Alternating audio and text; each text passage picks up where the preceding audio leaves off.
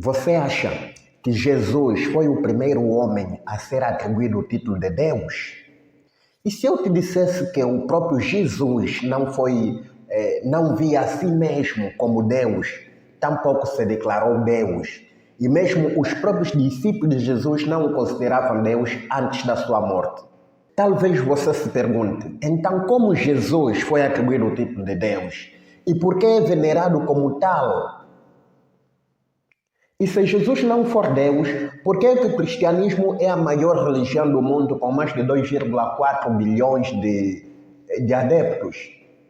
Neste vídeo, vamos conhecer o mundo repleto de deuses e homens divinos e divinizados do mundo greco-romano em que Jesus supostamente teria nascido, ou pelo menos o mundo em que o mito Jesus teria sido inventado, já que a existência física ou histórica de Jesus não é um consenso acadêmico. Você vai saber também como o contexto sociogeográfico e político greco-romano possibilitou a promoção de Jesus, de um pregador apocalíptico, inculto, ou seja, analfabeto, ou até mesmo como o mito Jesus, um homem que pode nunca ter existido, segundo alguns acadêmicos, como por exemplo Richard Perry, tornou-se o Deus de mais de 2,4 bilhões de seguidores. Ou seja, como Jesus se tornou Deus da maior religião do mundo, o cristianismo. Então, como Jesus se tornou Deus?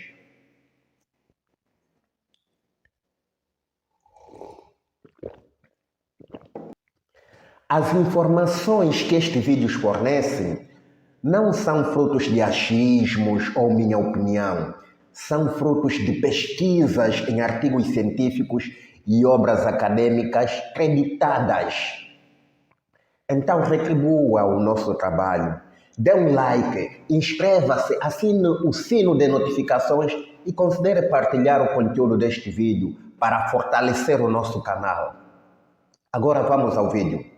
Hoje em dia, as fronteiras entre deuses e homens são bem claras, até porque a maior parte das pessoas defende que apenas existe um único Deus.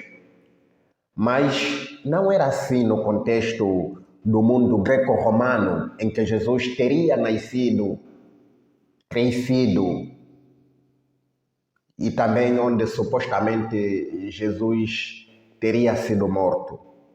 Havia muitos deuses, desde os deuses maiores, como o caso de Zeus e seu panteão, os deuses menores que existia para cada cidade ou para cada área da vida, como por exemplo, existia um deus do amor, existia o deus do vinho, existia até deuses dos sonhos, o deus da medicina e assim por diante. Havia também semideuses, como Hércules, por exemplo, ou Heracles, que seria o fruto do acasalamento de um deus, que é Zeus com Alquêmena, uma mera mortal, que tal como Maria, essa Alquêmena já era comprometida, ou seja, era uma mulher casada. Sinceramente, eu não consigo perceber o fascínio dos deuses com as mulheres casadas. Talvez você diga, não, Simão, esse tal de Zeus copiou a história da Bíblia, só pode. Mas não. A história de Hércules remonta aos mitos gregos clássicos e é registrada em poemas épicos como a Ilíada e a Odisseia, escritas por Homero por volta do século 8 a.C. Ou seja, a história de Hércules remonta a mais de 800 anos antes de Jesus ter nascido.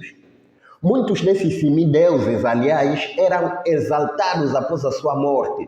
Hércules, por exemplo, e Asclépio, o curandeiro que se tornou mais tarde o deus da medicina, ou ainda Rômulo, o lendário deus, fundador de Roma, foram exaltados aos céus como deuses após a sua morte. Quer dizer, eram humanos e após a morte foram exaltados como deuses.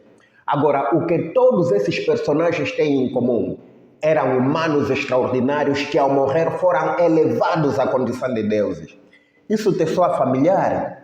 Lembra de alguém que fez milagres, morreu e apareceu vivo depois?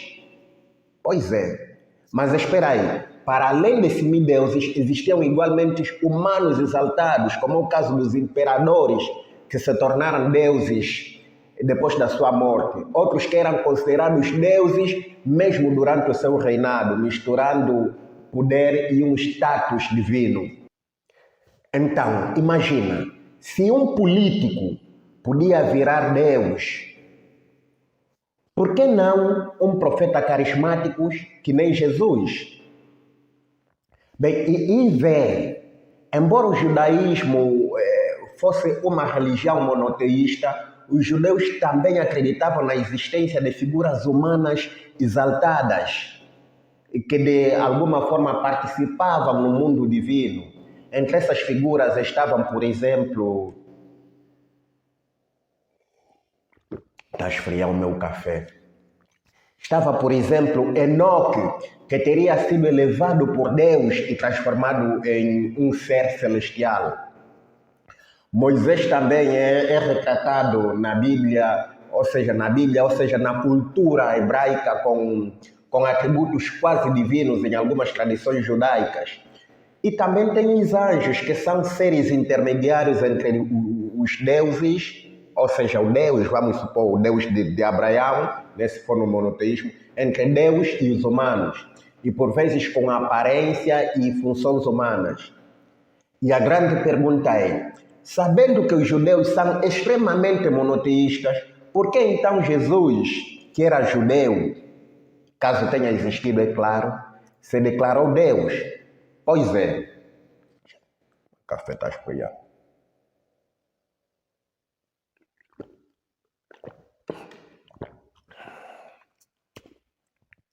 Pois é, caso Jesus tenha existido, nunca teria se declarado Deus.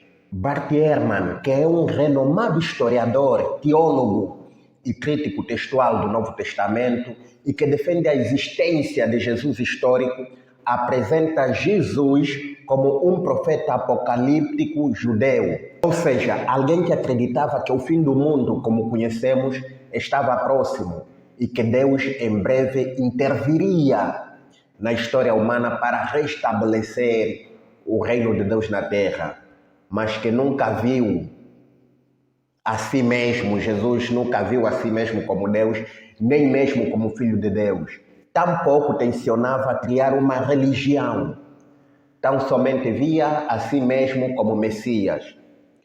E atenção, é de salientar que a figura do Messias para os judeus, até agora, não é apenas naquele tempo, mas até agora, a figura do Messias para os judeus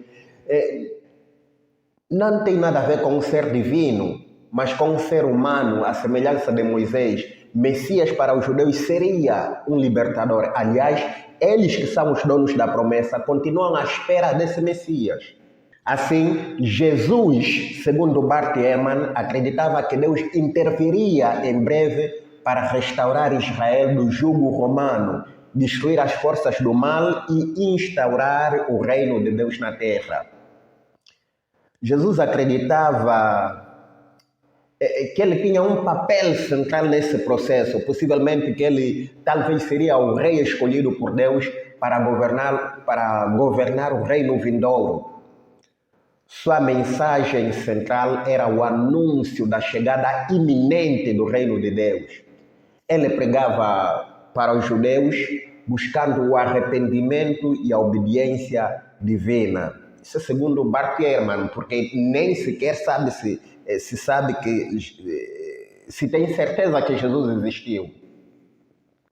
E segundo Bart Ehrman, o nosso foco é mais para Bart Ehrman, um renomado estudioso.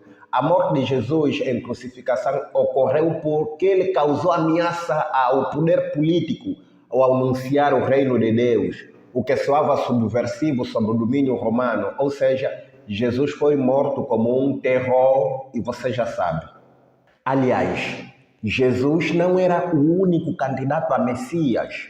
Muitos contemporâneos de Jesus, como Simão de Pereira, tem Judas o Galileu, e muitos outros aí, como o próprio Simão Bar Kokhba, já se consideravam Messias, já viam a si próprio Messias e tiveram um fim trágico semelhante ao de Jesus.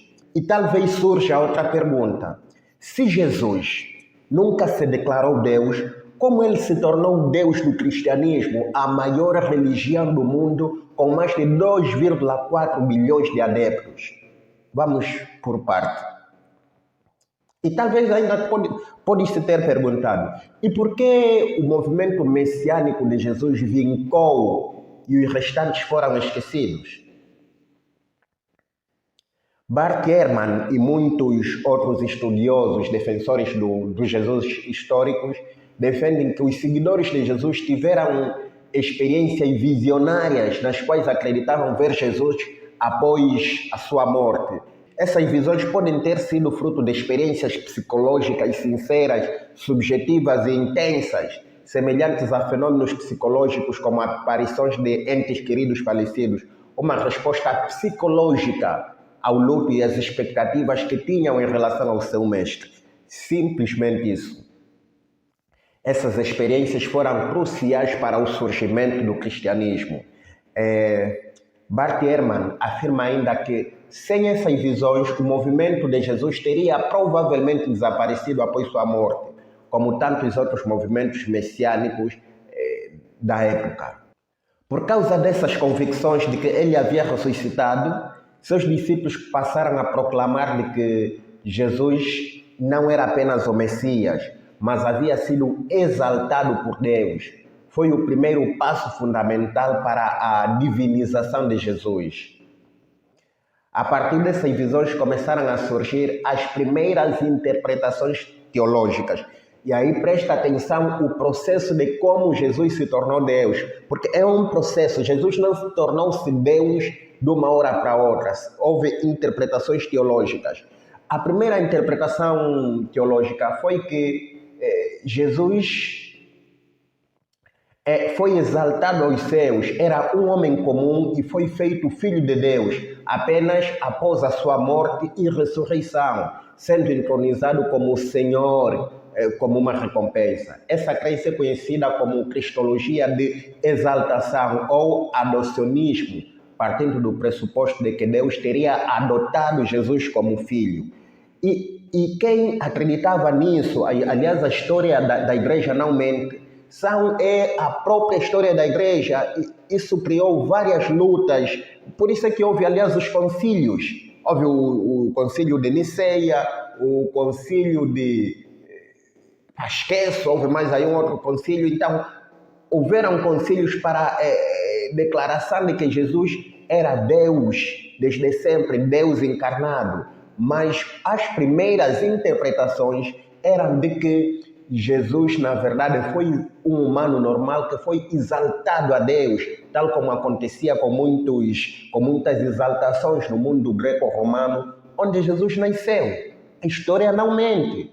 Então, essa foi a primeira concepção dos discípulos, de que Jesus, na verdade, nasceu um homem comum e, por causa de sua obediência, foi exaltado para Deus. No entanto, essa cristologia de exaltação é uma etapa intermediária na divinização de Jesus, pois mais tarde surgiriam ainda as cristologias de encarnação. Atenção que eu estou a dizer encarnação, não reencarnação. A cristologia de encarnação afirma que Jesus já existia junto de Deus antes da criação do mundo e que ele desceu dos céus para assumir a forma humana. Ele não se tornou divino após a sua ressurreição. Ele sempre foi divino e sua vida terrena foi uma manifestação temporária dessa divindade. Vê que existe toda essa discussão já naquele tempo. Estamos a falar praticamente nos primeiros séculos, e Jesus nunca veio para esclarecer essa dúvida. Vê lá. Bart Ehrman destaca que essa cristologia é influenciada por ideias filosóficas greco-romanas, especialmente o conceito de logos, que é a razão divina, princípio e ordenador do universo. Já estamos dentro daquilo que se chama sincretismo, mistura de crenças. Essa noção era comum no pensamento helenístico e foi usada pelos cristãos para expressar a pré-existência e a divindade de Jesus de forma mais compreensível aos gentios. Comparada à cristologia da exaltação, esta representa um avanço teológico mais radical. Jesus não é apenas alguém que Deus elevou. Ele é o próprio Deus encarnado que escolheu nascer como humano para salvar a humanidade. Essa é uma segunda interpretação dos homens. Aí estamos no processo de como Jesus se tornou Deus. E vê que essas diferentes concepções acerca da natureza de Jesus fez com que houvesse divergência entre os cristãos, o que por sua vez originou diversos cristianismos. Estamos a falar de cristianismos. Ou seja, diversos grupos de cristãos e desenvolvimentos de doutrinas diferentes. É o que acontece até hoje. Então, antes que houvesse um consenso sobre quem Jesus era, se apenas humanos, se apenas divinos, ou divino e humano simultaneamente, surgiram diversas interpretações conflitantes, muitas das quais foram depois rotuladas como heresias pela ortodoxia cristã. Quando falamos ortodoxia, estamos a falar aquilo que eles consideravam ser a doutrina reta, a doutrina certa. Mas quem considerava isso? Os vencedores. Então, as principais doutrinas sobre a natureza de Jesus eram: o primeiro, o adocionismo, que afirmava que Jesus era um homem comum que foi adotado por Deus como filho, geralmente em seu batismo ou ressurreição. Afirmava que ele não nasceu divino, mas foi exaltado devido à sua obediência e santidade. Essa ideia retoma a ideia de exaltação. Quem dizia isso não são ateus, não eram ateus, não eram agnósticos. Eram os discípulos, era a primeira concepção que se tinha de Jesus. A segunda doutrina a desenvolver-se foi o docetismo, que defendia que Jesus não era realmente humano, apenas parecia ser humano. Esta visão, influenciada pelo pensamento gnóstico, via a matéria como má e acreditava que o verdadeiro Cristo não poderia sofrer nem morrer de verdade. Influência da filosofia grega, acredito, de Platão por aí. E depois veio o dualismo, o Cristo-dualismo, que é a separação entre Jesus e Cristo. Algumas correntes do Cristo-dualismo afirmavam que Jesus e Cristo eram duas entidades distintas. O homem Jesus teria sido possuído ou habitado por um ser divino, o Cristo, que o deixou antes da crucificação. Isso criava uma separação entre o Jesus humano e o Cristo divino, o que mais tarde foi considerado inaceitável pela teologia, que afirmava a união plena entre a humanidade e a divindade em uma só pessoa. Três doutrinas que foram surgindo, foram se desenvolvendo, mas que mais tarde foram consideradas heresias. Essas ideias mostram que o cristianismo primitivo era teologicamente diverso, com muitos grupos defendendo visões opostas sobre quem era Jesus. A noção de ortodoxia ou doutrina correta foi construída posteriormente, quando algumas dessas visões foram rejeitadas como heresias e outras consolidadas como doutrina oficial. E aqui vamos ver a promoção final de Jesus. Então, essas disputas sobre a natureza de Jesus levaram à formulação oficial da doutrina cristã tradicional, especialmente por meio do Concílio de Niceia, isso convocado pelo imperador Constantino e realizado em 325 d.C. Foi nesse evento que, através de um debate que durou cerca de 2 meses, se estabeleceu pela primeira vez uma declaração oficial de que Jesus é Deus, com a mesma substância que o Pai. Eles parece que dizem homoiossos, uma coisa assim.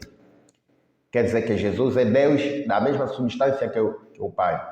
O processo de definição da ortodoxia, ou seja, a doutrina correta, mas correta para quem? Para os vencedores, não foi apenas teológico, mas foi também um processo político.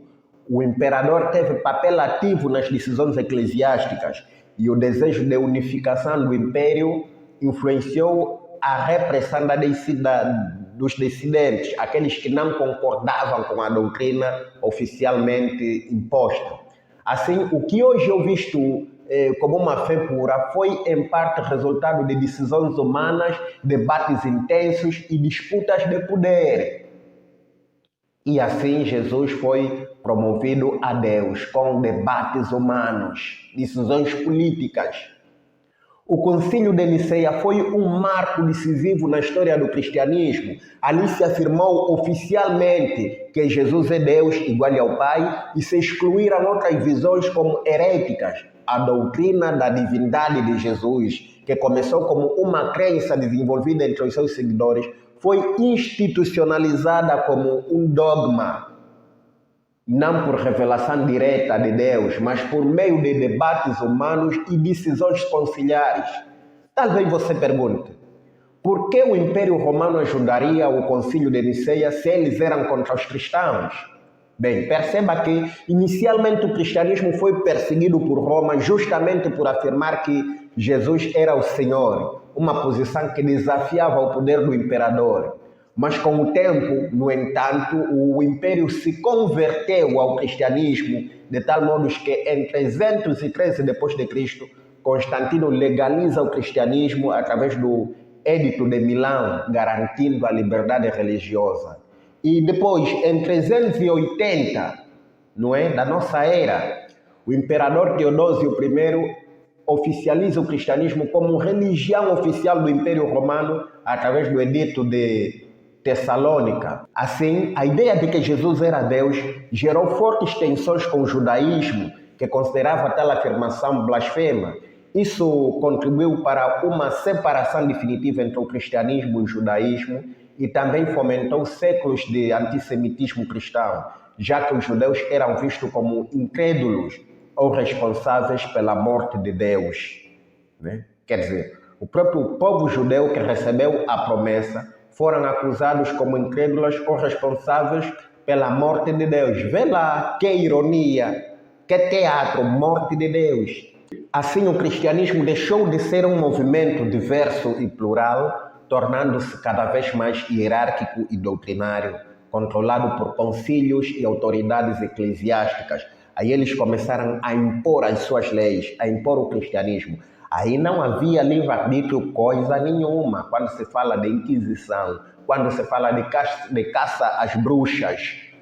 Quer dizer, você ou és católico ou és católico. Porque naquela altura, ser cristão é ser católico. Estamos a falar na vigência do Império Romano. Mas a pergunta que não quer calar talvez seja: por que então o imperador Constantino se converteu ao cristianismo?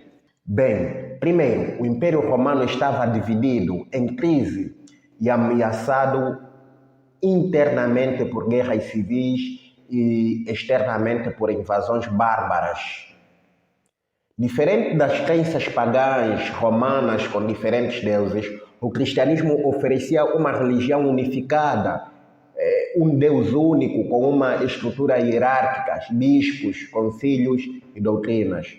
Um Deus único seria mais compatível com a ideia de um único imperador, sem falar da disciplina e doutrinas que o imperador achou útil para restaurar a ordem e o controle das massas. Constantino viu no cristianismo um instrumento de coação e estabilidade política. Por outro lado, mesmo com as perseguições anteriores, o cristianismo vinha crescendo de forma impressionante, especialmente nas cidades.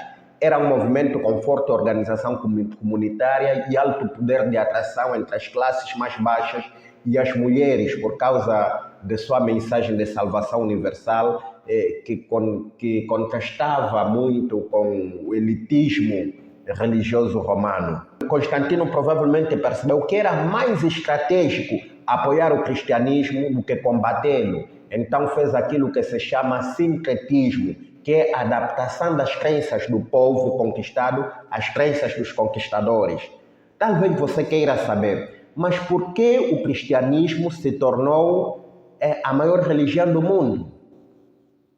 Bem, a pergunta é pertinente e não é pelo poder de Deus ou por vontade de Deus, tampouco pelo livre-arbítrio das pessoas que decidiram ser cristãos, que o cristianismo tornou-se a maior religião do mundo. Foi puramente por vontade de imperadores humanos com vistas a interesses políticos, não é?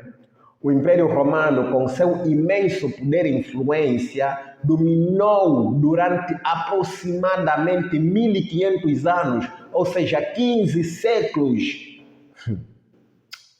Dominou vastos territórios durante esses 15 séculos, vastos territórios que se estendiam por grande parte da Europa, norte da África e partes da Ásia. Sua conquista de territórios e a implementação de uma estrutura administrativa sólida permitiram-lhe moldar culturas, economias, religião por séculos.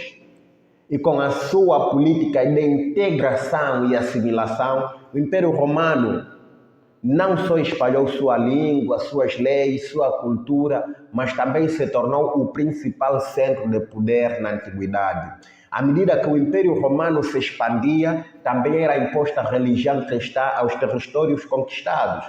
Com o tempo, conquistou grande parte da Europa e das regiões ao redor do Mediterrâneo.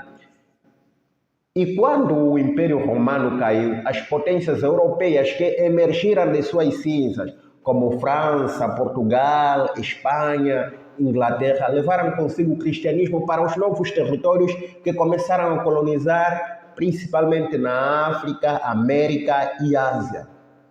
Eu estou a falar América do Norte e América do Sul.